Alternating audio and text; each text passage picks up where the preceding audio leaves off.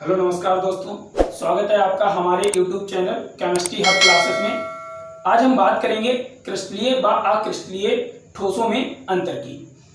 जैसा कि हमने आपको पिछली कक्षाओं में क्रिस्टलीय व अक्रिस्टलीय ठोसों के बारे में पढ़ा दिया था। आज हम बात करेंगे क्रिस्टलीय ठोस व अक्रिस्टलीय ठोस में क्या अंतर होते हैं, इसके बारे में बात करेंगे। इसके बाद इस वीडियो में हम बात करेंगे कि क्रिस्टलीय ठोसों को किस प्रकार वर्गीकृत किया जा सकता है। चलिए आइए जान लेते हैं कि क्रिस्टलीय व अक्रिस्टलीय ठोसों में क्या क्या अंतर होते हैं। देखिए, पिछली कक्षाओं में जैसे हम आपको इनके बारे में बता चुके हैं, थोड़ा सा समझ लीजिए, आसानी होगी।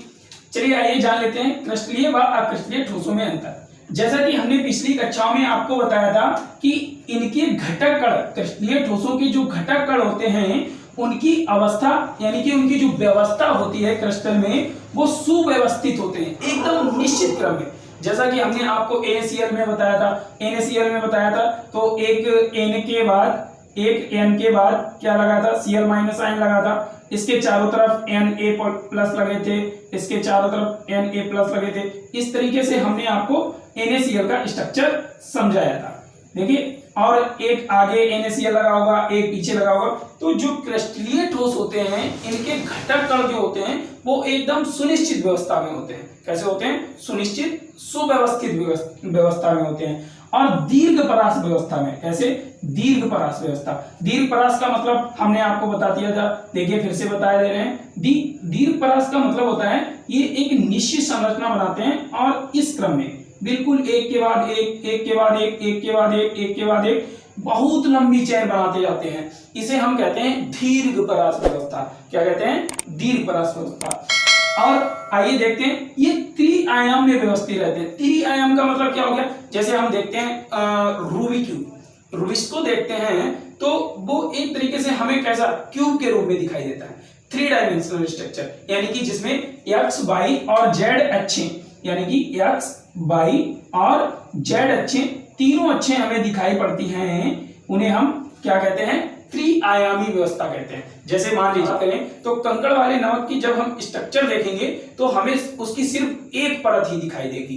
एक परत दिखाई देगी, यानी कि जो ऊपर वाली सतह होगी वो क्लियर दिखाई नहीं देगी और उसके पीछे वाली जो सतह होगी वो तो दिखाई नहीं देगी। तो इस प्रकार की व्यवस्था को हम त्रिआयामी व्यवस्था कहते हैं। क्या कहते हैं? त्रिआयामी व्यवस्था। जो हमारा कंकड़ वाला नमक आता है वो एक तरीके से त्रिआयाम क्रिस्टल के रूप में ही होता है। आगे बात करें हम अक्रिस्टलीय ठोसों में। अक्रिस्टलीय ठोसों में कैसे अंतर होते हैं? इनके घटक कणों की अनियमित व्यवस्था होती है। कैसी व्यवस्था होती है? अनियमित व्यवस्था होती है। अनियमित व्यवस्था का मतलब क्या होता है कि ये कोई निश्चित व्यवस्था नहीं होती है, ये कहीं भी हो सकते हैं। ठीक है, इनके कण जो होते हैं वो कहीं भी हो सकते हैं। अनियमित प्रकार से ये व्यवस्थित होते हैं। अगर हम बात करें और लघु परास व्यवस्था का मतलब हो गया छोटी छोटी चैन में। ये कैसे पाए जाएंगे? छोटी छोटी चैन में और अनियमित क्रम में जुड़े होंगे। कैसे जुड़े होंगे? अनियमित क्रम में। तो ये क्या हो गए हमारे अक्रिस्टलीय ठोस और ये क्या हो गए? क्रिस्टलीय ठोस। ये तो इनकी व्यवस्था की बात हो गई। अब हम बात करेंगे इनके गलनांक के बारे में और इनकी ज्यामितीय के बारे में। देखिए, इनका ज्यामितीय विन्यास जो होता है वो निश्चित होता है। निश्चित का मतलब एकदम बिल्कुल सटीक। जैसा कि हम देखेंगे नमक, जो क्रिस्टल वाला नमक नहीं आता है, कंकड़ वाला नमक, वो देखेंगे वो सारे स्ट्रक्चर एक तरीके से छोटे बड़े कंकड़ जितने भी होते हैं वो सारे एक समान स्ट्रक्चर में दिखाई देते हैं। ऐसे ही अगर बात करें, इनका ज्यामितीय विन्यास जो होता है वो अनिश्चित होता है। अक्रिस्टलीय ठोसों का जो ज्यामितीय विन्यास होता है वो कैसा होता है? अनिश्चित, यानी कोई व्यवस्था नहीं होती है। ठीक है, जैसे हम प्लास्टिक को देखते हैं, प्लास्टिक किसी भी रूप में अगर थोड़ी पिघल जाएगी, या कांच देखते हैं, कांच को अगर हम तोड़ेंगे तो क्या होगा? कांच अनियमित प्रकार से टूटती है। ठीक है, ऐसे ही हम बात करेंगे इनके गलनांक के बारे में। देखिए, जो हमारे क्रिस्टलीय ठोस होते हैं इनके गलनांक कैसे होते हैं? सुनिश्चित होते हैं, एकदम निश्चित। जैसे कि हमने पिछली कक्षा में बात की थी NaCl की। किसकी बात की थी? NaCl यानी नमक की बात की थी। तो हमने बताया था NaCl जो होता है इसका गलनांक 1100 डिग्री सेल्सियस होता है। ये गलनांक निश्चित होता है। जैसे ही NaCl 1100 डिग्री सेल्सियस पर पहुंचेगा तुरंत ये पिघलने लगता है। तो NaCl का गलनांक कैसा हो गया? निश्चित। अब देखिए अगर बात करें अक्रिस्टलीय ठोसों की, तो अक्रिस्टलीय ठोसों के जो गलनांक होते हैं वो निश्चित नहीं अनिश्चित होते हैं। कैसे होते हैं? अनिश्चित होते हैं। अनिश्चित की बात करें, जैसे हम प्लास्टिक देखते हैं, अगर कोई प्लास्टिक कड़क है तो उसे गर्म करेंगे तो उसे ज्यादा टेम्परेचर की आवश्यकता होगी, पिघलने में ज्यादा टाइम लगेगा, गलने में ज्यादा टाइम लगेगा। और कोई प्लास्टिक अगर मुलायम है, जैसे पॉलीथीन की बात करें, तो वो आसानी से पिघल जाती है। तो इनके गलनांक जो होते हैं वो निश्चित नहीं होते। क्लियर कि इनके गलनांक कैसे होते हैं? अनिश्चित होते हैं। ऐसे ही अगर हम बात करें कि चाकू से काटने पर ये नियमित कटाव देते हैं, जैसे हम किसी धारदार चाकू से काटेंगे तो ये क्या देंगे? क्रिस्टलीय ठोस नियमित कटाव देते हैं। नियमित कटाव का मतलब एकदम समतल सपाट सतह में कटेंगे। कैसे कटेंगे? समतल सपाट सतह में कटेंगे। और वैसे ही अक्रिस्टलीय ठोसों को चाकू से काटने पर ये समतल सतह पर नहीं कटते। कैसे करते हैं? अनियमित सतह से करते हैं। प्लास्टिक को आप चाकू से काटिए, धारदार चाकू से काटिए, धारदार चाकू से काटेंगे तो वो अनियमित कटाव देगी, यानी कि उसमें कोई नियमित कटाव नहीं होगा। चलिए आगे बात करेंगे इनके अन्य जो अंतर होते हैं उनके बारे में। ठोसों में देखिए यह सामान्य रूप से असंपीड होते हैं। असंपीड का मतलब क्या हो गया? जैसे हम नमक का एक कंकड़ लीजिए, नमक के एक कंकड़ को लीजिए और उसको दबाइए, क्या वो दबेगा? नहीं दबेगा। अर्थात इसका मतलब क्या हो गया कि वे पदार्थ जो दबाने पर पिचकते नहीं हैं उन्हें हम क्या कहते हैं? असंपीड पदार्थ कहते हैं। क्या कहते हैं? असंपीड। तो हमारे जो क्रिस्टलीय पदार्थ होते हैं वो कैसे प्रकृति के होते हैं? असंपीड प्रकृति, यानी दबाने पर पिचकते नहीं है। ऐसे ही अगर बात करें अक्रिस्टलीय ठोस जो होते हैं वो सामान्य रूप से संपीड होते हैं। संपीड का मतलब देखिए हम लोग जो इरेजर यूज करते हैं, जिसे हम लोग पेंसिल से लिखा हुआ मिटाने के लिए यूज करते हैं, तो क्या होता है कि उसको हम इस तरीके से दबाते हैं तो दबाने पर वो पिचक जाता है। इरेजर क्या होता है?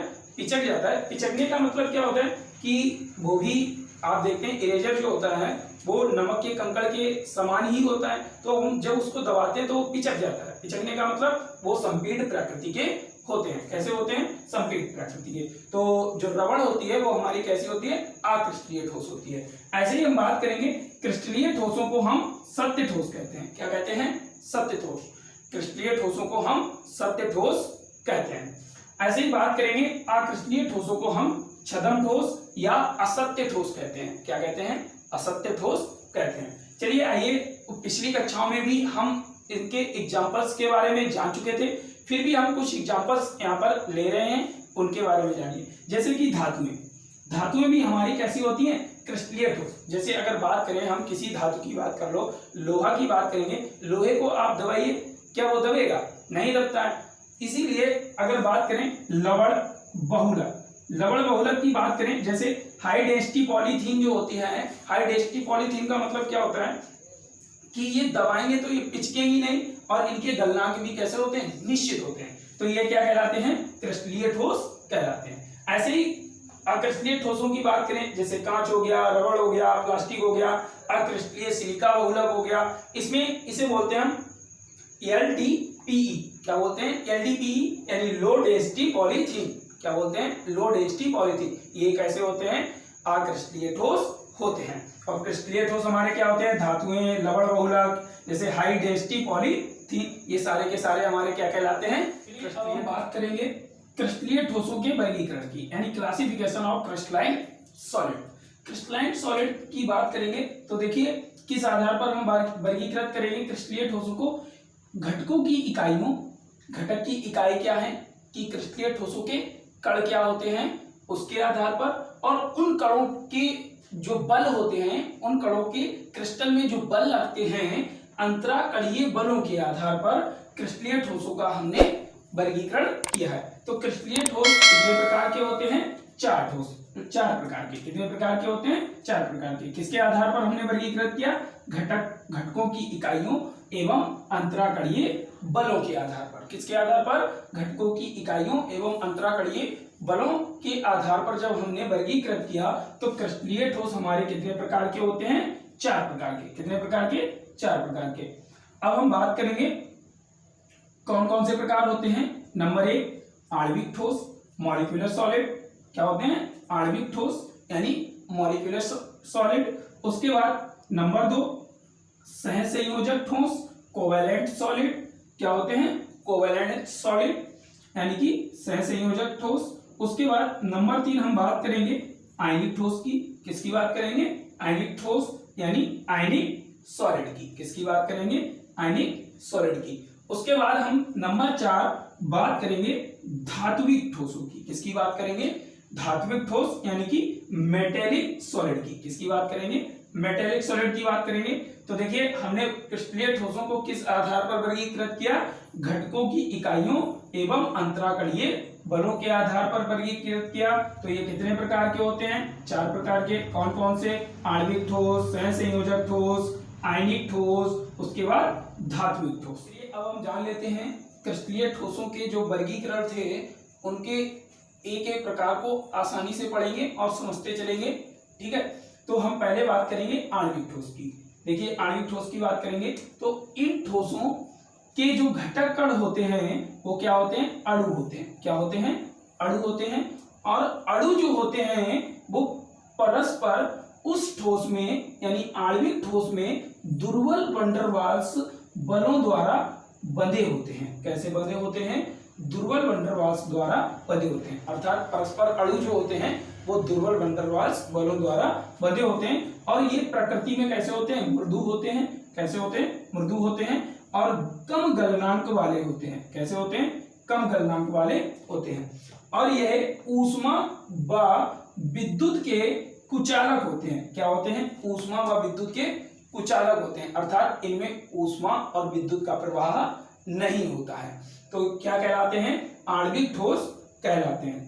आणविक ठोस के एग्जांपल्स की बात करेंगे। एग्जांपल जैसे शुष्क बर्फ, जिसे हम ठोस CO2 के नाम से जानते हैं। किसके नाम से जानते हैं? ठोस CO2 के नाम से जानते हैं। ठोस CO2 जो होती है वो हमारी क्या कहलाती है? शुष्क बर्फ। ये हमारा किस प्रकार का ठोस होता है? आणविक ठोस कहलाते हैं। क्या कहलाते हैं? आणविक ठोस। उसी प्रकार ठोस SO2, ठोस SO2 क्या होती है? Sulphur dioxide. उसके बाद बर्फ और ठोस मीथेन। ठोस मीथेन जो होती है वो भी कैसी होती है?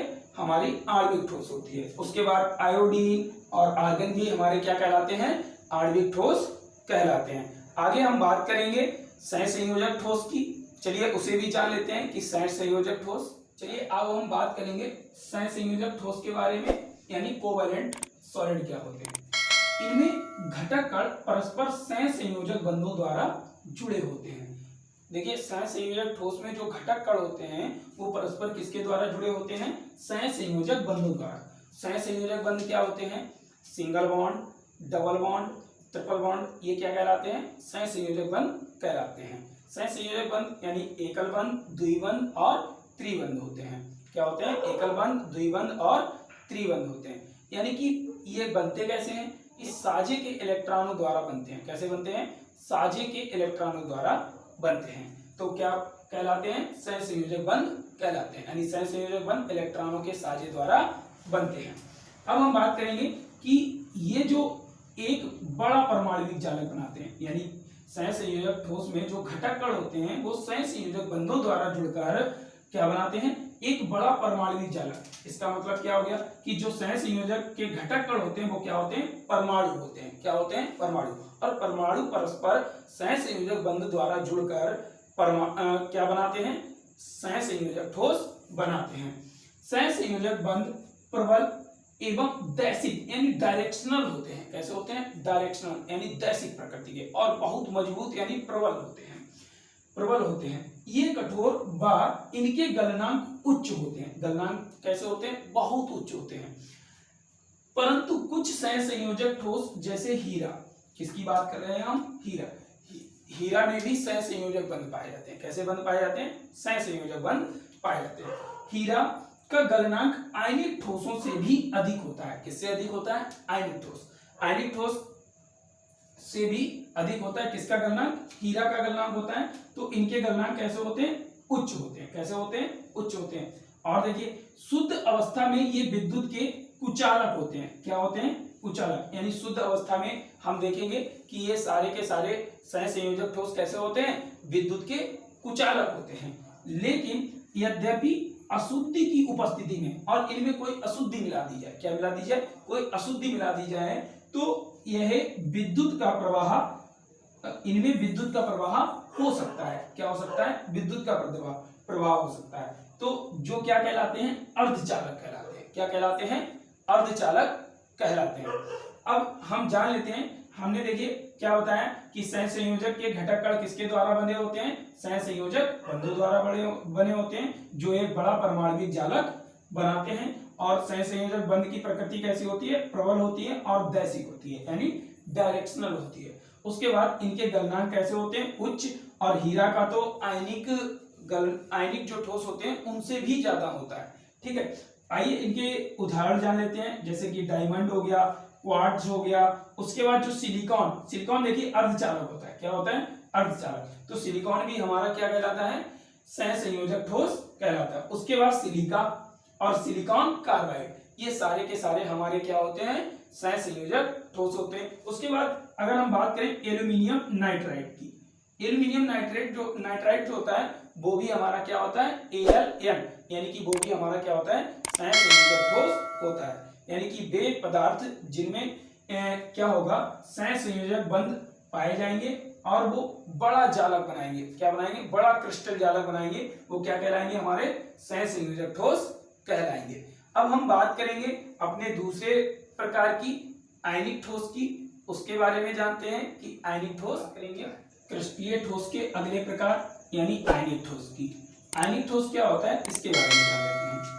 देखिए आयनिक ठोस आयनों से मिलकर बना होता है, जैसा कि नाम ही है इसका, क्या नाम है, आयनिक ठोस। तो ये किससे मिलकर बना होता है, आयनों से मिलकर बना होता है। और आयन होंगे तो धन आयन और ऋण आयन भी होंगे। तो इनमें धन आयन तथा ऋण आयन एकांतर क्रम में पाए जाते हैं। कैसे पाए जाते हैं, एकांतर क्रम में। देखिए नीचे हमने एक स्ट्रक्चर बनाया है NaCl का, तो हम बता देते हैं कि ये कैसे पाए जाते हैं। ये देखिए एकांतर क्रम में पाया जा रहा है Na+ और उसके बाद Cl-, फिर Na+, फिर Cl-। ऐसे ही नीचे देखिए Na+, Cl-, Na+, Cl-। ऐसे इसमें देखिए Cl-, Na+, Cl-, Na+, यानी कि सारे के सारे कैसे हैं, एकांतर क्रम में पाए जा रहे हैं। कैसे पाए जा रहे हैं, एकांतर क्रम में पाए जा रहे हैं। तो हम बात कर रहे हैं कि ऋणायन और धनायन इनमें कैसे पाए जाते हैं, एकांतर क्रम में व्यवस्थित होते हैं। एकांतर क्रम में व्यवस्थित होकर क्रिस्टल का निर्माण करते हैं। किसका निर्माण करते हैं, इस पूरे क्रिस्टल का निर्माण करते हैं। कैसे व्यवस्थित होते हैं, एकांतर क्रम में व्यवस्थित होते हैं। कैसे व्यवस्थित होते हैं, एकांतर क्रम में। और ये आयन वैद्युत स्थैतिक आकर्षण बलों, ये आयन्स जो होते हैं इनके मध्य एक आकर्षण बल लगता है, जिसे हम क्या कहते हैं, वैद्युत स्थैतिक आकर्षण बल या फिर कूलामीय आकर्षण बल। क्या कहते हैं, कूलामीय आकर्षण बल या स्थैतिक आकर्षण बल, यानी कि वैद्युत स्थैतिक आकर्षण बल द्वारा जुड़े होते हैं। इनका गलनांक उच्च होता है। क्या होता है, इनका गलनांक उच्च होता है। जैसे कि हमने बोला था कि NaCl का गलनांक जो होता है वो लगभग 1100 डिग्री सेल्सियस होता है। कितना होता है, 1100 डिग्री सेल्सियस, यानी कि इनके गलनांक कैसे होते हैं, उच्च होते हैं। शुद्ध तथा ठोस अवस्था में ये विद्युत के कुचालक होते हैं। जैसे हम नमक देखते हैं, नमक के जो कंकड़ होते हैं उनमें विद्युत का प्रवाह नहीं होता है और कैसे होते हैं, विद्युत के कुचालक होते हैं। किंतु गलित अवस्था, कैसी अवस्था में, गलित या विलयन में ये विद्युत के कैसे होते हैं, सुचालक। क्यों, क्योंकि ये आयनों के रूप में विलयन में टूट जाते हैं और आयन्स जो होते हैं वो विद्युत का प्रवाह करने लगते हैं, जिसके कारण ये क्या हो जाते हैं, विद्युत के सुचालक हो जाते हैं। तो देखिए ये एकांतर क्रम में पाए जा रहे हैं और इनके मध्य एक बल लगेगा जिसे हम कूलामीय या वैद्युत स्थैतिक आकर्षण बल कहते हैं। और ये सारे के सारे आयन, धन आयन और ऋण आयन जो होते हैं वो कैसे व्यवस्थित होते हैं, एकांतर क्रम में व्यवस्थित होते हैं। कैसे व्यवस्थित होते हैं, एकांतर क्रम में व्यवस्थित होते हैं। तो किसका निर्माण करते हैं, ये आयनिक ठोसों का निर्माण करते हैं। आयनिक ठोसों के एग्जाम्पल की बात कर लें, NaCl नमक हो गया, KCl, AgI और आदि लवण, ये सारे के सारे हमारे क्या कहलाते हैं, आयनिक ठोस कहलाते हैं। अब हम बात करेंगे अगले क्रिस्टलीय ठोस की यानी धात्विक ठोस की। बात करेंगे अपने अगले क्रिस्टलीय ठोस के प्रकार की। देखिए अब हम बात करेंगे चौथे प्रकार यानी धात्विक ठोस की। इनके घटक कण जो होते हैं वो क्या होते हैं, धातु होते हैं। क्या होते हैं, धातु होते हैं। और ये प्रायः धातु ही होते हैं जिन्हें हम धात्विक ठोस के नाम से जानते हैं। क्या होते हैं, धातु ही होते हैं जिन्हें हम किस नाम से जानते हैं, धात्विक ठोस के नाम से जानते हैं। देखिए इनके घटक कण क्या होते हैं, धातु परमाणु होते हैं जो परस्पर धात्विक बंधों द्वारा जुड़े होते हैं। किसके द्वारा जुड़े होते हैं, धात्विक बंधों द्वारा जुड़े होते हैं।